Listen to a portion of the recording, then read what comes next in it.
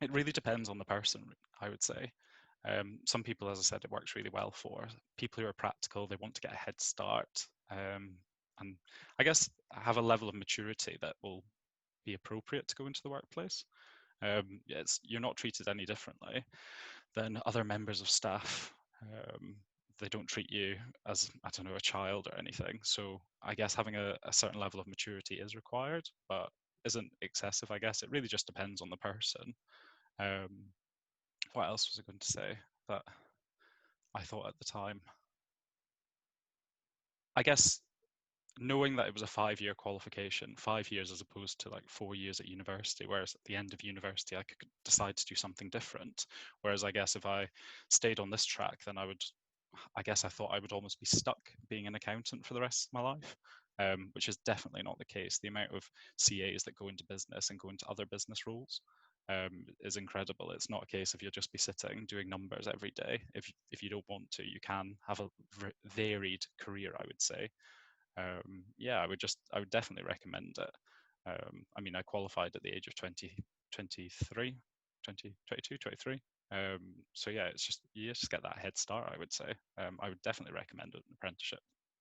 I had lots of older friends and older cousins who were coming out of university, really good universities with really good degrees, and they just weren't getting any jobs in any of the industries that they wanted to go into.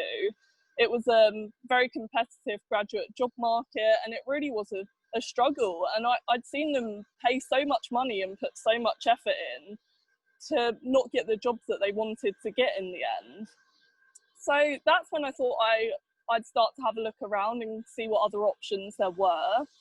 I absolutely wasn't aware at the time that anything like this existed. It was actually only when I went to a university careers fair that I stumbled across a small apprenticeship section there, and they had some lovely people from the EY recruitment team there who I spoke to and who told me about the programme. And I was actually quite amazed that it was something that I could do, and just the lack of awareness that there was amongst people about these sort of opportunities. So I remember coming home from that day and feeling really quite excited that this was something that I could potentially do. And I really had the idea in my head that I wanted to now apply for this, and find out as well if any other companies were offering similar opportunities, which they were. So there's plenty of other big firms that offer accounting apprenticeships. So I also went back to the school and told them that this was something that I wanted to do and wanted to apply. And it was a bit of a knockback from my teachers, who sort of said, no, it's completely not the right thing to do. You're much more suited to uni. You know, they were sort of like, if you go and do an apprenticeship, you're going to be the person that sat there making coffee or tea for all the senior people. Whilst that did make me second guess myself slightly, I think the whole interview process with EY made me realise that really wasn't going to be the case. So in the end, I actually never applied to university at all. I wouldn't maybe recommend that that's the right thing to do for everyone. I definitely think it's best to keep your options open as possible. But I got my offer from EY before university applications closed, so I was pretty certain that that was what I wanted to do. And since joining, that belief's only been reaffirmed so many times. I think, yeah, as both of the guys have said before me, the experience you get from such a young age is absolutely fantastic. The senior people you work with at such big clients is amazing. And actually speaking to most of those senior people, you realise that many of them have come from similar backgrounds, and many of them have joined finance apprenticeships themselves. And it really does make you realise that you could be that person in industry in the future that is the CFO or CEO of the big company. Why did I choose an apprenticeship? So prior to my apprenticeship, I was playing football. So I was playing for Arsenal. I was playing for them for 4 years. Unfortunately, got injured, got released. If you are an Arsenal fan on the call, big up to you. Well done. I'm an Arsenal fan too. And yeah, unfortunately got injured and then got released. And, you know, I had to kind of think about, you know, what kind of ways I'm gonna try and navigate my career, etc. Prior to IBM, EY, etc. And at 18, well, actually 17, I didn't really have kind of an experience of the corporate world. Didn't really have kind of the work experience, that sort of thing. So I went on, then went on, like various work experience programs, etc., insight days, and it really did help to give me some insight into what I want to do with my career.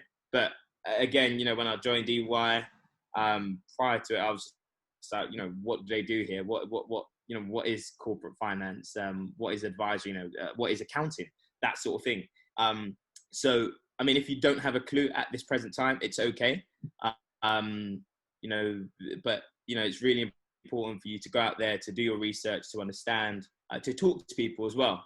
And that's what I did, and it helped me to accumulate a lot of knowledge in a very short space of time. And yeah, so my background is I'm a Londoner. I've come from East London. It's from Stratford, if you know where that is. I'm sure you do, the Olympics, but when Stratford was not how it is now. So yeah, I mean, aspirations in that sort of area were pretty low. So an apprenticeship and going into the world of corporate was a big thing. And for me, it was really around the whole social mobility aspect. It really helped to kind of give me a broader perspective on life and broaden my horizon. So I'm very, very grateful for the opportunities that my apprenticeship has afforded to me. It's also helped to obviously given me financial stability, as well as experiences, various different skills, that sort of thing. So I didn't know what I wanted to do. I was very open to what I wanted to do, and I did a broad range of subjects at school to afford me the opportunity to do kind of pretty much anything in terms of degrees or apprenticeships. Again, back in 2012, I knew very little about apprenticeships. Never even knew they existed, to be honest, or what they were about. I had the perception that they were kind of mainly trade focused. So like if you want to be a plumber or an electrician, you do an apprenticeship. I didn't know that they existed in this kind of part of the market in terms of financial services and all that kind of stuff. So I was split what I wanted to do at uni. I ended up taking a year at the Peter Jones Academy, Peter Jones is someone on Dragon's Den, so kind of like a business academy, because that was always what I was passionate about growing up, just setting up kind of loads of little different businesses and stuff along those lines. So when it came to actually making the decision for university, I applied and I was set to do, split. My parents wanted me to do something quite medical like dentistry, and I wanted to do something more financial like actuarial science. So in the end, I applied to university, kind of had my offers, and it was just by chance I came across that EY took people on from school, and the team I ended up joining was the restructuring team. So they work with kind of struggling businesses. So for me, getting my foot in the door of a company that's working on life projects in business, which is kind of long term where I always wanted to go, was ideal. So as soon as I saw that, I kind of just tentatively started the application process, didn't think about it too much as a serious option. And then, yeah, the next thing you knew, I was on the program and had a decision to make of kind of what direction do I want to go in, weighing up the pros and cons of each. In terms of the university path, I'm from Dundee in Scotland. And so for us, university was free. So that wasn't, the financial aspect wasn't even in there. I was making a decision purely on the university process and kind of how my career would develop going that way, or down the apprenticeship path. And again, I didn't know anyone that had done an apprenticeship, so I didn't reach out to anyone. I'm not sure how big LinkedIn was in those days to speak out to people. So I did a lot of just kind of Googling forums, looking at other people's feedback. But the EY apprenticeship, even back then, was fairly new. And I think I went on probably one of the first years where it was almost formalized as an actual school leavers program.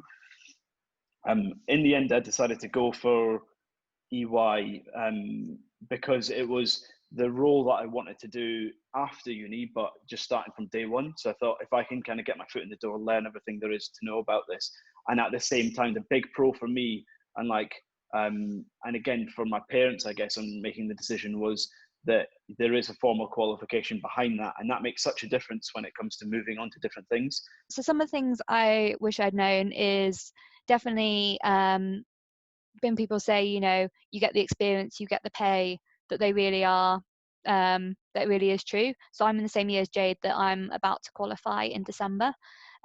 So I've got quite a few friends at the moment who are just about to leave university or just have, and especially at the moment where a recession is coming, and there's some predictions that it's going to be the worst recession on record, which is not good news for jobs or graduates. You kind of have to go, okay, I want to make sure I've got a job, I want to make sure I've got experience. And if you're coming out of university in a few years' time, the job market's going to be even harder. So doing an apprenticeship almost secures you a job now and gives you that experience, because often what you have for these application processes, you have to have experience, therefore even be able to get onto the grad job. And so it becomes a perpetual cycle of not being able to get a job. The other thing to note is actually, I saw someone on the comment ask if you're an apprentice, there's a glass ceiling between you and the grads. That's not true. A first year is a first year. If you come in as first year grad, first year apprentice, you're treated exactly the same and off you go. But the one thing that is happening is EY and a lot of other places now are hiring more apprentices and less graduates. So that's definitely something just to bear in mind when you're thinking about jobs, is that actually the number of grad places is decreasing and the number of apprenticeship places is increasing. So it's definitely something just to bear in mind when you are looking around. Other great things for me have definitely been the socializing. I think I was really worried I wasn't going to get the uni experience, but actually you can still go out, you have money to spend, and you still make great friends. I'm going on holiday with a few friends in a few weeks from EY that we've been friends throughout this process, which is great. I think the other thing though that several people have touched on is that actually this is a full-time job and the exams are hard work. To become a chartered accountant, you get this qualification called ACA or CA, and there's probably about 15 exams, but they're equivalent to a niche master's. So therefore, it's like doing a master's over 5 years. And the slight worry with that is that these exams are hard and you do have to make sacrifices for them. And I kind of wish someone had told me that before I started. There's, especially when you get to your second set of exams, which is probably for the last 2-3 years of your career, you will have to take 3 months out to do each set of exams. And that means probably for the month beforehand is not seeing any friends, no socializing.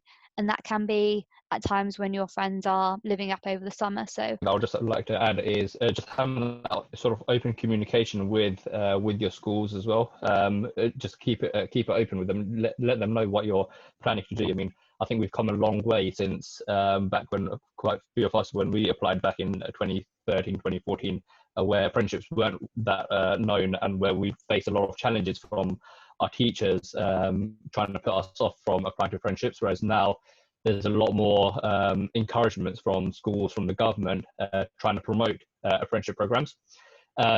So I think you'll find that having that sort of open communication with your schools, with your teachers, is a lot easier,